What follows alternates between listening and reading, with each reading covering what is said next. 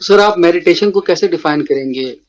उन हाँ, लोगों के लिए मेडिटेशन जिनको बहुत मेडिटेशन के सिंपली, बारे में नहीं जी पता। जी जी, बिल्कुल सिंपली जो है ना, इसकी जो स्टेजेस हैं उसमें सबसे पहला तो मतलब यही है कि आप अवेयरनेस, मतलब सिंपल बहुत अगर सादा किया जाए तो अवेयरनेस, यानी जो कि अवेयरनेस मीन्स थॉटफुलनेस का उलट है, कि आप जा रहे हैं सड़क पर, बाइक पे जा रहे हैं, कहीं भी जा रहे हैं और ख़यालों में गुम हैं, तो it simply means it's reverse to meditation. ये उलट आप कर रहे हैं मेडिटेशन के। मेडिटेशन सिंपली मीन्स अवेयरनेस, कि आप अपने जो कुछ नज़र आ रहा है और जो आप सुन रहे हैं उससे जितना आप अटैच हैं, तो समझें आप माइंडफुल हैं। माइंडफुल यानी आप अवेयर हैं चीज़ों से। तो मेडिटेशन का पहला स्टेज ये है कि आप अपने इर्द गिर्द के माहौल से अवेयर रहें, जीते जागते रहें, जुड़े रहें माहौल से, जिंदा रहें, मुर्दा नी मुर्दा कैफियत में ना जिए आप।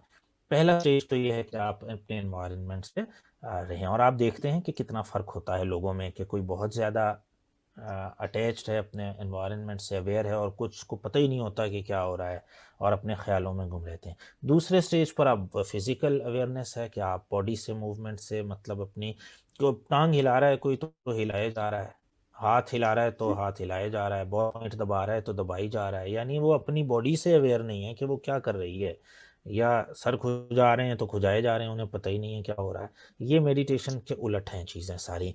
तो दूसरी बात जो है वो अपना फिज़िकल अवेयरनेस है। और तीसरी जो मतलब बात है, जो ज़रा अरफा है, बाद में आती है, वो है कि आप अपने माइंड को देखना सीखें, कि ये सोच आई एक लहर की तरह, और ये जैसे आप लहर को देखते हैं समंदर के या दरिया के बाहर बैठे, कि ये एक लहर आई और ये गई, ये लहर आई ये गई, ये देख रहे हैं, बिल्कुल इसी तरह आप अपने सोचों को देखें दूर रह के, कि ये एक सोच आ रही है, ये जा रही है, ये आई ये गई।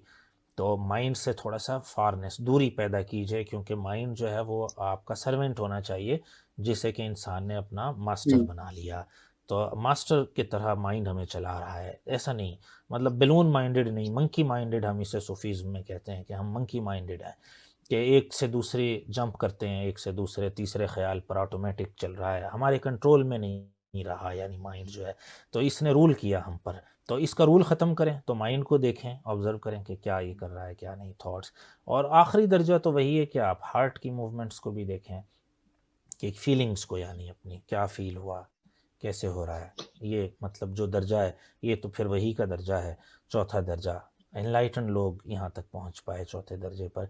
तो ये है, चार दर्जों में अगर आप माहौल से अपने अटैच हैं, पहला दर्जा फिज़िकल एक है, अपनी फ़िज़ीक से आप अवेयर हैं, दूसरा दर्जा माइंड से अवेयर हैं, तीसरा कि अब ये देखें जी मुझे गुस्सा आ रहा है, ये गुस्सा आना शुरू हुआ है, माइंड से अवेयर हैं, ये थॉट्स आ रही हैं, ये जा रही हैं। और आखिरी दर्जा जो है चौथा, वो है आपकी फीलिंग्स से आप अटैच हो, मूड्स अपने ऑब्जर्व करें, मूड्स अपने। तो ये है मेडिटेशन, मतलब चार दर्जों पर। तो आप पहले दर्जे पर जब आते हैं, माहौल से अटैच होते हैं, तो ऑटोमेटिकली दूसरा दर्जा हासिल होना शुरू हो जाता है। जब आप दूसरे पे आते हैं तो ऑटोमेटिकली तीसरे का दर खुलता है, और फिर इसी तरह सब्सीक्वेंटली चौथे का।